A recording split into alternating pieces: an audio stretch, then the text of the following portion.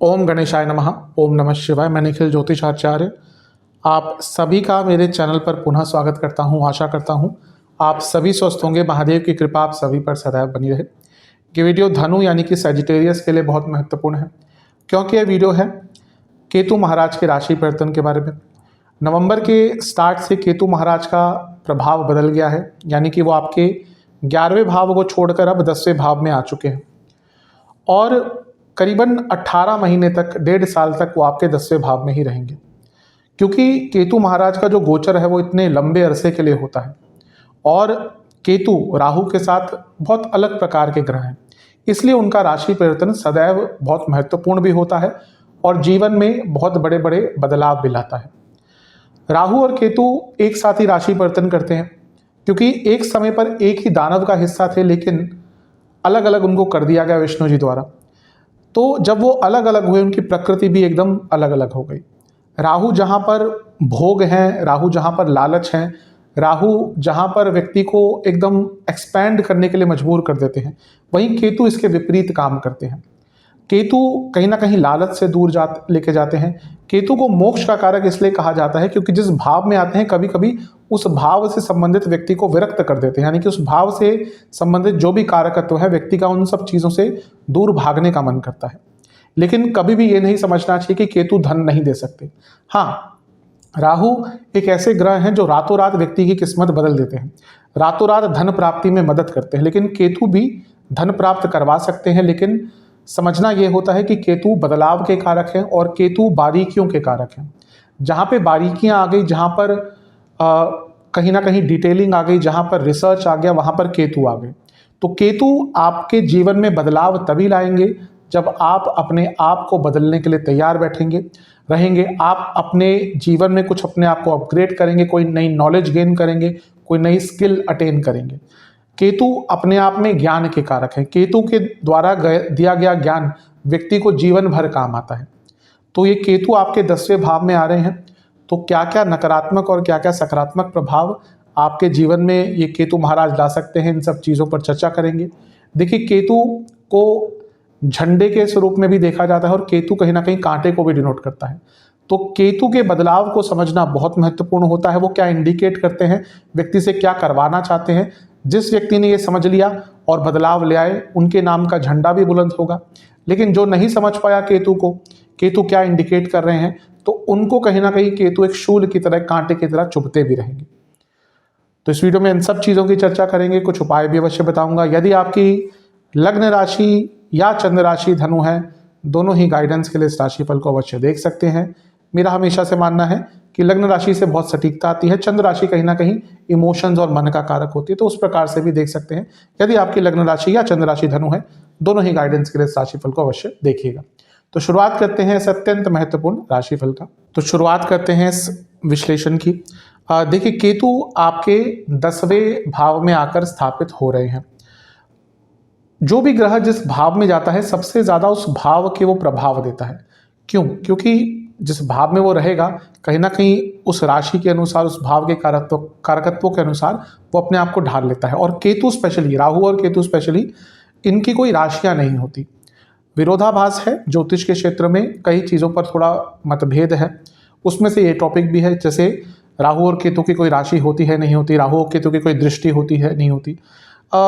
शास्त्र इसके ऊपर मौन है। जो क्लासिकल शास्त्र हैं, बृहद पराशर, होरा शास्त्र आदि, उसमें राहु केतु की कोई राशि नहीं बताई गई। बाद में कुछ लोगों ने मेंशन करना शुरू कर दिया, लेकिन उसमें भी बहुत विरोधाभास है। अलग अलग राशियों को इनका बताया जाता है, अलग अलग राशियों में इनको उच्च का नीच का बताया जाता है। तो इतना विरोधाभास होता है, तो वो मान्य नहीं होता। और हमेशा से मेरा ये मानना है कि राहु और केतु अलग प्रकार के ग्रह हैं, ये कोई फिजिकल एंटिटीज नहीं है। जो बाकी के 7 ग्रह हैं वो फिजिकली हैं, ये राहु और केतु, इनका कोई फिजिकल एग्जिस्टेंस नहीं है, लेकिन इतने स्ट्रांग है कि इनके बिना अधिकतम कार्य नहीं हो पाते। इसलिए जिस भाव में जाते हैं उस भाव के स्वामी बन जाते हैं, उस भाव का स्वामित्व लेते हैं।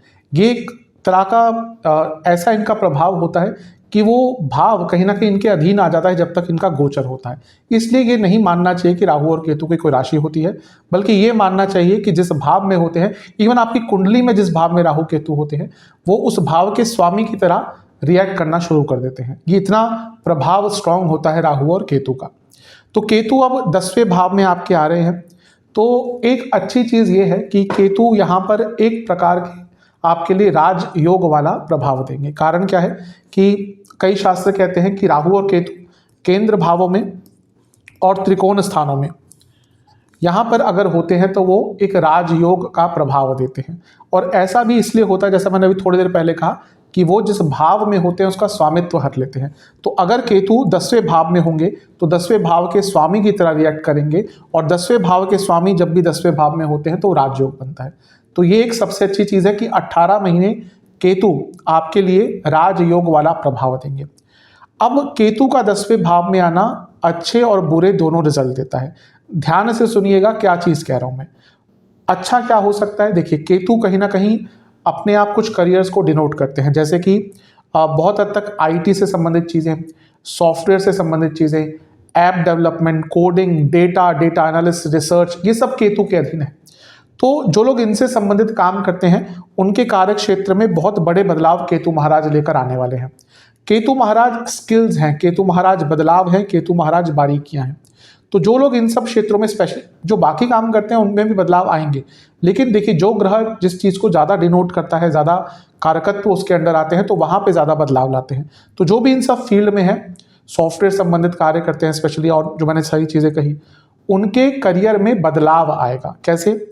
एक अगर दशा अंतर्दशा अच्छी है तो आपकी जॉब बदल सकती है, आपको कुछ नया करने का अवसर मिल सकता है, आपको ऑन द जॉब कोई ऐसा कोर्स करने का अवसर मिल सकता है, आपकी कंपनी आपको कहीं पे ट्रेनिंग के लिए भी भेज सकती है।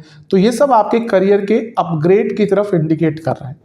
लेकिन यहाँ पे अगर आपकी दशा अंतर्दशा अच्छी नहीं चल रही है तो यहाँ पे केतु आपके लिए एक ब्रेक भी ला सकते हैं। देखिए तभी मैं कहता हूँ कि राशिफल एक सामान्य आधार पर दिए जाते हैं। अब मेरे पास आपकी हर व्यक्ति की दशा अंतर्दशा कुंडली अलग होती है, तो यहाँ पर जिसकी दशा अंतर्दशा अच्छी है केतु उनके लिए बहुत अच्छे रिजल्ट लेकर आएंगे। लेकिन जिनकी दशा अंतर्दशा अच्छी नहीं है उनके लिए इनिशियली कुछ ना कुछ प्रॉब्लम भी कार्य क्षेत्र में आ सकती है। वो क्या हो सकता है? ब्रेक इन करियर, आपकी जॉब जा भी सकती है, कुछ टाइम के लिए आपको कार्य क्षेत्र से निकाला भी जा सकता है। जैसे कभी कभी होता है कि आप किसी प्रोसेस में हो, प्रोसेस ही बंद हो गया, फिर आपको कुछ टाइम के लिए खाली बैठना पड़ेगा। तो इस तरह से जिसका दशा अंतर्दशा अच्छी नहीं चल रही उनके लिए केतु थोड़ी प्रॉब्लम भी ला सकते हैं। अदरवाइज जिनका समय अच्छा है उनके लिए केतु उनके करियर को अपग्रेड करने में मदद करेंगे।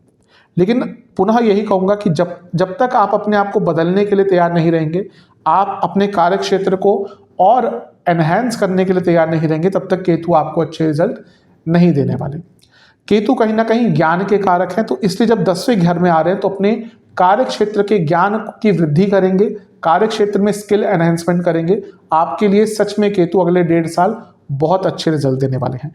एक और चीज़, अगर जिसकी दशा अंतर्दशा नहीं अच्छी चल रही उनका ना जॉब छोड़ने का मन करेगा। ऐसा नहीं कि पूरे 18 महीने इसका प्रभाव रहेगा, लेकिन इनिशियली ऑलरेडी कई लोगों के साथ ऐसा शुरू हो गया होगा कि जॉब छोड़ने का मन करेगा, कुछ करने का ही मन नहीं करेगा। क्यों? क्योंकि एक कर्म स्थान है, और जैसा मैंने कहा केतु विरक्त करते हैं, केतु मोक्ष देते हैं। अब मोक्ष क्या है वो बहुत एक बड़ा सब्जेक्ट है, लेकिन केतु मोक्ष उस भाव से देते हैं, यानी कि व्यक्ति का उस भाव से संबंधित कार्यों में मन नहीं लगता। तो जिसकी दशा अंतर्दशा इस समय थोड़ी अच्छी नहीं चल रही उनका जॉब छोड़ने का भी मन कर सकता है। जैसे मैंने कहा जिनका समय अच्छा नहीं है, अगले 2-3 महीने बहुत ध्यान दीजिएगा, क्योंकि ऐसा कोई बड़ा निर्णय मत लीजिएगा। आजकल वैसे भी जॉब्स की मार्केट बहुत थोड़ा सा प्रॉब्लम वहाँ पे चल रही है, तो एकदम कोई ऐसा बड़ा निर्णय, अगर आपका फाइनेंशियल स्टेटस अगर ठीक है, कोई इतना मैटर नहीं करेगा तो ठीक है, लेकिन अदरवाइज बहुत केयरफुल रहेगा, क्योंकि यहाँ पे आपका मन जॉब छोड़ने का भी कर सकता है। तो जिनकी दशा अंतर्दशा अच्छी है उनके लिए तो केतु बहुत अच्छा प्रभाव देंगे। जिनकी थोड़ी सी दशा अंतर्दशा नेगेटिव है तो उनके लिए थोड़ा बहुत नेगेटिव प्रभाव आ सकता है। यहाँ पर केतु 10वें भाव में आकर कहीं ना कहीं व्यक्ति को प्रतापी बना देते हैं। मैं जैसा हर बार बता चुका हूँ कि ज्योतिष में कुछ सूत्र हैं, जैसे कि शनिवद राहु केतुवद मंगल, यानी कि शनि राहु की तरह होते हैं और केतु मंगल की तरह होते हैं। लेकिन इसको एज इट इज नहीं समझना चाहिए। किसी किसी स्थान पर ऐसा होता है कि केतु मंगल की तरह प्रभाव देते हैं, और उसमें से 10वें भाव में केतु का आना कहीं ना कहीं व्यक्ति के प्रताप को और प्रभाव को उसके कार्य क्षेत्र में बढ़ाता है। लेकिन मंगल थोड़े से अलग हैं, केतु थोड़े से अलग हैं।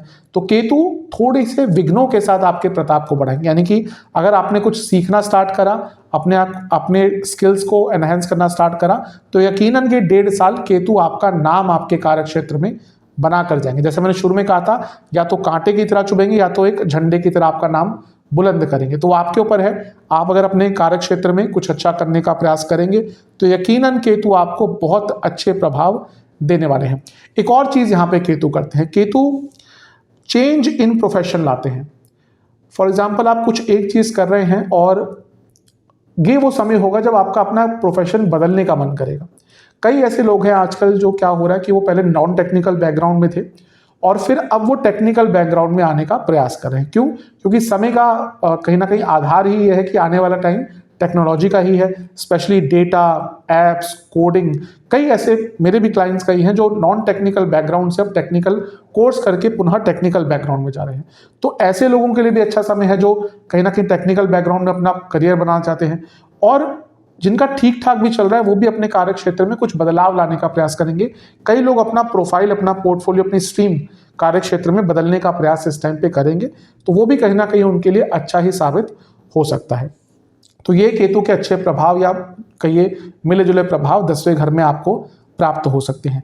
एक चीज जो नेगेटिव केतु यहां पर आकर करते हैं वो है शुभ कार्यों में विघ्न डालना। अब शुभ कार्य क्या होते हैं? शुभ कार्यों की जब हम बात करते हैं, कुछ भी नया स्टार्ट करना, घर में कुछ अच्छा करना, घर में कोई नई चीज लाना। अब आप ऑब्जर्व करेंगे कि आने वाले 1.5 साल जहां पे भी कुछ शुभता का टाइम होगा, कुछ शुभ आप प्राप्त करने का प्रयास करेंगे, कुछ शुभ कार्य करने का प्रयास करेंगे, उसमें विघ्न अवश्य आएंगे, क्योंकि वो केतु का रोल होता है।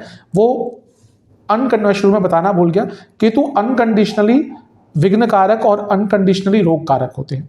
तो जब ये हम 10वें भाव की बात करते हैं तो कर्म स्थान है, केवल वो कार्य क्षेत्र के लिए नहीं देखा जाता, वो कर्म स्थान में आपके कर्म क्या है, कर्मों में सब कुछ आ जाता है। और इसलिए ये जो 10वां स्थान है ये सबसे स्ट्रॉन्ग केंद्र भाव होता है।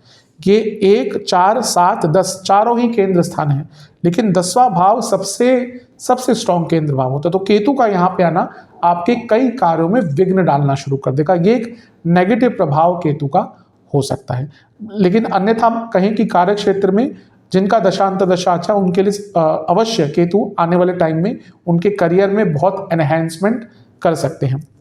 जो 10वां भाव है वो आपके 9वें भाव से दूसरा है। ये आपके पिताजी के कार्यों में विघ्न लाएगा। यानी कि अगर आपके पिताजी कुछ काम करते हैं, जॉब है, बिजनेस है, तो उनके कार्यों में विघ्न आ सकते हैं। दूसरा, 9वें भाव से दूसरा पिताजी का थोड़ा बहुत मारक स्थान भी बन जाता है। तो आपके पिताजी की सेहत का भी ध्यान दीजिएगा, स्पेशली यदि उनको बीपी की प्रॉब्लम है, उनको इन्फेक्शन ज़्यादा रहते हैं, उनको हड्डियों की प्रॉब्लम है, या फिर उनको हृदय संबंधित कोई प्रॉब्लम है, तो आने वाले 1.5 साल उनका बहुत ज़्यादा आपको ध्यान अवश्य रखना है। ये जो 10वां भाव है ये सप्तम से चौथा है। अब ये मैरिड लाइफ में थोड़ा विघ्न लाएगा। कैसे? सप्तम से चौथा भाव, एक तो कहीं ना कहीं इन लॉज के कारण प्रॉब्लम आना शुरू हो जाएगी। आपके जो इन लॉज है वो आप दोनों के बीच में, पति पत्नी के बीच में दूरियां लाना शुरू कर देंगे, और वैसे भी ईगो क्लैशेस पति पत्नी के बीच में बहुत ज़्यादा हो जाएंगी। आप शायद ऑलरेडी वो प्रभाव आना शुरू भी हो गया होगा कि छोटी छोटी बातों पर ईगो क्लैशेस, जो बातें पहले बहुत आराम से एक दूसरे की मान लेते थे, उन पे भी इस समय में ईगो क्लैशेस होना शुरू हो जाएंगे। तो जो लोग मैरिड हैं, थोड़ा सा इन चीज़ों को लेकर, अपने इन लॉज को लेकर और अपने ईगो क्लैशेस को लेकर थोड़ा सा आपको नियंत्रण रखना है, क्योंकि ये प्रॉब्लम्स अवश्य आएंगी। जो लोग बिजनेस करते हैं उनके साथ भी अच्छा तो होगा, लेकिन इनिशियली उनका भी बिजनेस से मन उठ जाएगा, क्योंकि सप्तम से चौथा भाव कहीं ना कहीं आपके बिजनेस में आपका ध्यान कितना लगता है, आपका फोकस कितना होता है, वो दर्शाता है। क्योंकि ये उससे भी केंद्र भाव है, सप्तम से चौथा है, तो इनिशियली आपका अपने बिजनेस से भी मन हटना स्टार्ट हो जाएगा। यानी कि जहां पहले आप अपने बिजनेस में 12-14 घंटा दिया करते थे, सब कुछ काम ढंग से किया करते थे, इनिशियली क्या होगा जब केतु यहाँ पे आए हैं, आपका मन थोड़ा सा बिजनेस से भी दूर होना शुरू हो जाएगा। और जो लोग बिजनेस करते हैं उनको पता है कहीं ना कहीं बिजनेस 8 घंटे का, 9 घंटे का नहीं होता। जो लोग अपना काम करते हैं कहीं ना कहीं 24 घंटे अवेलेबल होना पड़ता है। अब उसके प्रोज एंड कॉन्स दोनों होते हैं कि हाँ, आप अपने अनुसार त्यौहार मना सकते हैं, छुट्टियां ले सकते हैं, लेकिन बिजनेस जब कर रहे हैं तो कहीं ना कहीं 24 घंटे आपका ध्यान वहाँ पे लगना चाहिए। तो थोड़ा फोकस में बिजनेस में कमी आ सकती है, तो यहाँ पे थोड़ा सा ध्यान दीजिएगा, ये एक चीज़ प्रॉब्लमेटिक हो सकती है। ये जो 10वां भाव है ये 11वें से 12वां स्थान है। 11वां भाव आपकी इनकम है, तो जो लोग अपना काम करते हैं उनकी इनकम में थोड़े समय के लिए कमियां आ सकती है और उनके इनकम भी अटक सकती है, डिले हो सकती है। इवन कोई ना कोई आपके पैसे का नुकसान भी कर सकता है, जैसे कहते हैं धोखा आदि। स्पेशली जो अपना काम करते हैं थोड़ा बच के रहेगा, आपको कोई ना कोई धोखा फाइनेंशियल टर्म्स में प्राप्त हो सकता है, तो यहाँ से आपको थोड़ा सा बच के रहना है। तो ये केतु के प्रभाव हो सकते हैं। अब केतु का एक और, जैसे मैंने कहा, एक विरोधाभास वाली बात है कि क्या केतु की दृष्टि है या नहीं है। देखिए, जैसा मैंने कहा, केतु में कई ऐसे ज्योतिष में ऐसे कई टॉपिक हैं जिसमें मतभेद है। अब मैं कभी कभी बोलता हूं कि पढ़ता हूं कमेंट्स के, कुछ लोग कहते हैं कि हर ज्योतिष ये अलग अलग बताता है। देखिए, पहले ये समझिए कि ज्योतिष कोई विज्ञान नहीं है। मैं कभी भी नहीं बोलता कि ज्योतिष विज्ञान है। ज्योतिष एक विद्या है। विज्ञान और विद्या में क्या फर्क होता है, समझने का प्रयास कीजिए। विज्ञान ये होता है कि H2O हमेशा आपको वाटर देगा, वो विज्ञान है। विद्या ये नहीं है। विद्या निरंतर आपको अभ्यास करना पड़ता है, उसके अनुसार व्यक्ति का अपना पोटेंशियल क्या होता है, उसके बाद वो उस विद्या के का अनुसरण कर सकता है, उस विद्या से आपको बता सकता है। तो ज्योतिष में कई ऐसी चीजें हैं जो विरोधाभास वाली है, जो शास्त्र कहते हैं, फिर लोगों का अपना कुछ उस पर मत होता है। तो मेरा ये मत है, कुछ लोगों का नहीं मानना हो कि राहु केतु की दृष्टि होती है नहीं होती, मेरा ये मत है कि हाँ, राहु केतु अपने से पंचम नवम पर प्रभाव अवश्य डालते हैं। कई प्रमुख शास्त्र भी ये मानते हैं। उत्तर कालामृत ज्योतिष का बहुत प्रमुख शास्त्र है, उसमें स्पष्ट लिखा है कि राहु और केतु की पंचम नवम दृष्टि होती है। और भी कई शास्त्र हैं, और अधिकतम शास्त्र ये अवश्य मानते हैं कि राहु और केतु अपने से पंचम नवम भाव पर अवश्य प्रभाव डालते हैं। तो इसलिए मेरा ये मत है, किसी का हो ना हो, मेरा ये मत है कि राहु और केतु का पंचम नवम पे प्रभाव सप्तम के साथ होता ही है। तो राहु की जो पंचम दृष्टि है वो पड़ेगी धन स्थान पर। अब ये वाणी का स्थान है सबसे पहले, और धन स्थान भी है। तो केतु का वाणी के स्थान पर प्रभाव आना, यानी कि व्यक्ति थोड़ा बोलना कम कर देगा। 18 महीने का टाइम है, ऐसा तो नहीं व्यक्ति 18 महीने नहीं बोलेगा, लेकिन इनिशियली ना आपका लोगों से बात करने का मन बहुत कम करेगा। जिनसे आप बात भी करते थे, आपके इवन पति पत्नी से बात करने का मन कम करेगा, आपके दोस्तों से, आपके रिलेटिव से, सबसे, इवन कलीग से बात करने का मन बहुत कम करेगा। इनिशियली ये प्रभाव ज़्यादा आएगा। दूसरा, केतु कभी कभी व्यक्ति की वाणी को बहुत तीखा कर देता है। मैं पहले भी बहुत बात बता चुका हूँ, ये जो धनु वाले होते हैं ना, इनकी प्रॉब्लम नहीं होती, इनका व्यक्तित्व होता है। ये बहुत स्पष्ट बोल देते हैं, जैसा है वैसा बोल देते हैं। अब यहाँ पे जब अगर दूसरे भाव में किसी पाप ग्रह का प्रभाव आ गया तो उनकी जो स्पष्टता है वो लोगों को चुभती है। अगर आप आज के टाइम में लोगों को सच बोल देते हैं तो उनको बहुत चुभना शुरू हो जाता है। तो यहाँ पर प्रयास कीजिएगा। मैं पुनः कहूँगा, मुश्किल है कि धनु के लिए, क्योंकि मैं समझता हूँ वो धनु क्या होता है ना कि ये एक क्षत्रिय राशि है, ये गलत चीज़ों को नहीं सह पाते। इवन इनके अपने भी अगर इनके साथ कुछ गलत करना शुरू कर देते हैं, थोड़ा टाइम तो बहुत के पेशेंस से देखते हैं, फिर अगर इनका मन उठ गया उनसे ना, तो वापस चीज़ों को ठीक करना बहुत मुश्किल होता है, क्योंकि इनका व्यक्तित्व तो ही ऐसा होता है। लेकिन यहाँ पर केतु का भी प्रभाव है, तो वाणी में थोड़ी सी और तीक्ष्ण, थोड़ा सा और तीखी वाणी आपकी हो जाएगी। कोशिश कीजिएगा कि उस पर निरंतर रखें, उस पर थोड़ा सा आप कंट्रोल रखें, क्योंकि वाणी के कारण ना कई प्रॉब्लम्स और बढ़ जाती हैं, और वाणी की मधुरता के कारण कई प्रॉब्लम सॉल्व भी हो जाती है। आज का समय ही ऐसा है कि वाणी बहुत महत्वपूर्ण होती है, तो थोड़ा बहुत स्पेशली अपने कार्य क्षेत्र में, इवन पर्सनल लाइफ में भी अपनी वाणी पर नियंत्रण रखिएगा। दूसरा, केतु का दूसरे घर में प्रभाव कहीं ना कहीं व्यक्ति के खर्चों को अचानक बढ़ा देता है।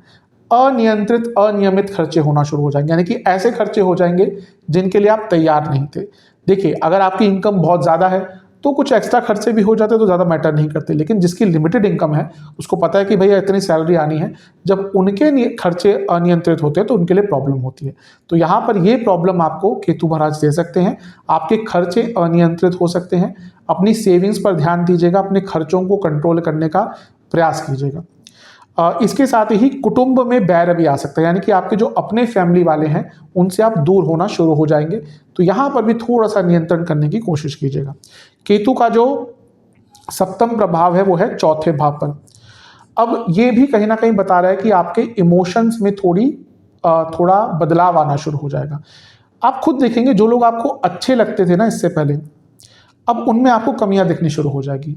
और ऐसा कभी कभी होता भी है, हमें जो कोई अच्छा लगता है तो हमें उनकी कमियां नहीं दिखती, हमें जो बुरा लगता है उनकी सिर्फ कमियां दिखती हैं, अच्छा लगता है उसकी कमियां नहीं दिखती। लेकिन केतु क्या है, केतु ज्ञान के कारक हैं। केतु कहीं ना कहीं व्यक्ति को ना सीमित कर देते हैं। तो वो जब सीमित होता है व्यक्ति तो डिटेल में जाता है। तो जब चौथे भाव को देखेंगे केतु, तो उनको रियलाइज़ होना शुरू हो जाएगा कि क्यों मैं इस व्यक्ति को इतना समय देता हूँ या देती हूँ, क्यों मैं इस व्यक्ति को इतना अपने रिसोर्सेज देती हूँ, इतना इज्जत देती हूँ, इतना सम्मान देता हूँ या देती हूँ, क्यों मैं इनको इतना टाइम इन पे वेस्ट करता हूँ या करती हूँ। तो कई लोग आप देखेंगे कि आने वाले टाइम में कई लोगों से आप दूर होना शुरू हो जाएंगे और आपको उनके असली चेहरे दिखना शुरू हो जाएंगे। आपको ये रियलाइजेशन होना शुरू हो जाएगा कि मैंने गलत व्यक्ति पर समय, पैसा, सब कुछ बर्बाद किया है। और ये कहीं ना कहीं अच्छा भी होता है। तो मैं कहता हूँ कि केतु कहीं ना कहीं विघ्न देते हैं, केतु कहीं ना कहीं थोड़ा सा दुख भी देते हैं, लेकिन वो अंततः आपके अच्छे के लिए होता है, क्योंकि वो आपको रियलाइजेशन कराने के लिए होता है कि भैया आप कुछ गलत कर रहे थे, अब अपने आप में बदलाव लेकर आइए। और ये बहुत इंपॉर्टेंट व्यक्ति के लिए होता है। और इसके साथ ही जो चौथा भाव है कहीं ना कहीं प्रॉपर्टी का भी होता है। और केतु की जब प्रॉपर्टी संबंध में बात करते हैं तो दो चीज़ें आ जाती है, एक प्रॉपर्टी बेचना या प्रॉपर्टी का अंत, दूसरा एंसेस्ट्रल प्रॉपर्टी। तो जब केतु यहाँ पे देखेंगे तो आप अपनी कोई प्रॉपर्टी बेचना चाहते हैं तो बिक सकती है, और एंसेस्ट्रल प्रॉपर्टी से संबंधित भी कुछ वाद विवाद सॉल्व हो सकता है। अगर एंसेस्ट्रल प्रॉपर्टी का वाद विवाद है तो वो कॉम्प्रोमाइज में होगा, उसको लीगल वे में अगर ज़्यादा आगे बढ़ाने का प्रयास करेंगे तो प्रॉब्लम होगी। अगर कॉम्प्रोमाइज़ की सिचुएशन बनती है तो कर लीजिएगा मेरे हिसाब से। केतु की जो नवी दृष्टि है वो पड़ेगी छठे घर पर, अब ये अच्छा होता है। छठे घर पर केतु का प्रभाव सदैव अच्छा ही माना जाता है। शत्रुओं में कमी होगी, शत्रुओं पर विजय होगी, लीगल केसेस में विजय होगी, इवन बहुत कॉम्पिटिटिव बनेंगे। एक प्रॉब्लम बस ये होती है, केतु जब छठे भाव पर प्रभाव डालते हैं कोई भी पाप ग्रह, तो शत्रुओं पर विजय तो होती है लेकिन निरंतर शत्रु बनते रहते हैं। तो शत्रुओं पर विजय अवश्य प्राप्त कीजिएगा, लेकिन कोशिश कीजिएगा कि आगे जाकर शत्रुओं की वृद्धि ना हो, क्योंकि जितने ज़्यादा शत्रु आपके उतनी ज़्यादा डिस्ट्रैक्शन, उतनी ज़्यादा ऊर्जा आपकी खत्म होगी, उतना ज़्यादा आपको कष्ट झेलना पड़ेगा। तो इन सब चीज़ों का ध्यान दीजिएगा। और थोड़ा सा ना केतु का यहाँ पे प्रभाव गुस्सा बहुत दिलाता है। वैसे भी अग्नि तत्व होता है धनु वालों का, इनसे गलत चीज़ें बर्दाश्त नहीं होती। बहुत धनु वाले लोगों की मैंने कुंडलियाँ देखी है और अपने जीवन में भी जानता हूँ।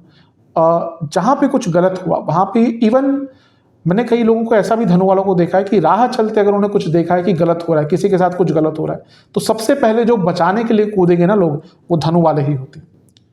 तो यहाँ पर लेकिन जब उनका प्रभाव यहाँ पर आता है तो व्यक्ति के अंदर गुस्सा भी बढ़ता है। तो यहाँ पे फ्रस्ट्रेशन, गुस्सा, ये सब बहुत बढ़ना शुरू हो जाएगा। तो अपने फ्रस्ट्रेशन पर, अपने गुस्से पर थोड़ा नियंत्रण रखेंगे तो अच्छा होगा। एक और चीज़ कहूँगा, अपने निकटतम लोगों को भी पैसा उधार मत दीजिएगा। बहुत संभावना है कि कुछ लोग जो आपको जानते हैं, दोस्त भी हो सकते हैं, रिश्तेदार भी हो सकते हैं, आपसे पैसा उधार मांगेंगे। अगर इस टाइम पे पैसा उधार देते हैं तो कहीं ना कहीं भूल जाइएगा कि वो वापस मिलेगा। कभी कभी ऐसा होता भी है कि हम रिश्तेदारी में पैसा देते हैं तो एक तरह से यही सोच के देते हैं कि वो शायद वापस नहीं आएगा, क्योंकि या तो पैसा आ जाता है आराम से, नहीं आता तो फिर रिश्ते खराब होने की बात होती है। तो या तो दीजिएगा मत, और अगर किसी को देना ही पड़े तो ये समझ के दीजिएगा कि शायद ये वापस ना आए। तो यहाँ पे थोड़ा सा आपको नियंत्रण रखना है। सेहत की बात करूँ तो लोअर बैक में बहुत दर्द रहा करेगा, स्पाइन की प्रॉब्लम हो सकती है, सियाटिका की प्रॉब्लम हो सकती है, आंखों के रोग बहुत तंग करेंगे, बॉडी में कफ बहुत बढ़ना शुरू हो जाएगा, और इनडाइजेशन की प्रॉब्लम बहुत ज़्यादा होगी। और इनडाइजेशन से आगे आगे चलकर अम्लवात बनता है, यानी कि जोड़ों में भी दर्द शुरू हो जाएगा। आयुर्वेद का बहुत सत्य नियम है ये कि जिसको इनडाइजेशन सबसे ज़्यादा रहता है उसी को आगे चलकर वात रोग ज़्यादा होते हैं, यानी जो जोड़ों का दर्द होता है, अम्लवात जिसको कहते हैं, उनको ज़्यादा होता है। तो अपने इन सब चीज़ों पर काम कीजिए। उपाय की बात कर लेते हैं। केतु महाराज का गोचर थोड़ा लंबे अरसे का होता है तो उपाय भी थोड़े विस्तृत हैं। पहला उपाय आपको 3 बुधवार करना है। क्या करना है कि गणपति जी के मंदिर जाना है या महादेव के मंदिर जाना है, गणपति जी की मूर्ति पे थोड़ा सिंदूर अर्पण करना है, दुर्वा अर्पण करने हैं, और उनको 2 प्रकार की मिठाइयों का भोग लगाना है। घर में भी बना सकते हैं, फिर मार्केट से भी ले सकते हैं। फिर वहाँ बैठकर आपको ओम वक्रतुंडाय नमः और ओम लंबोदराय नमः, इन दोनों मंत्रों का 108 बार जाप करना है। ये आपको 3 बुधवार करना है। इसके साथ ही आपको 3 शुक्रवार किसी भी देवी माता के मंदिर में एक नारियल अर्पण करना है, और आपको 3 बुधवार ही किसी भी गौशाला में या किसी वृद्धाश्रम में कुछ दान करना है। ये उपाय सच्चे मन से कर लीजिएगा, आपके लिए केतु महाराज के जो प्रभाव हैं वो अच्छे ही होंगे। आशा करता हूँ कि वीडियो आपके काम आएगी। चैनल पर नए हैं, सब्सक्राइब कर लीजिए, वीडियो को लाइक कर लीजिए। मिलता हूँ अगली वीडियो में, तब तक के लिए ओम नमः शिवाय।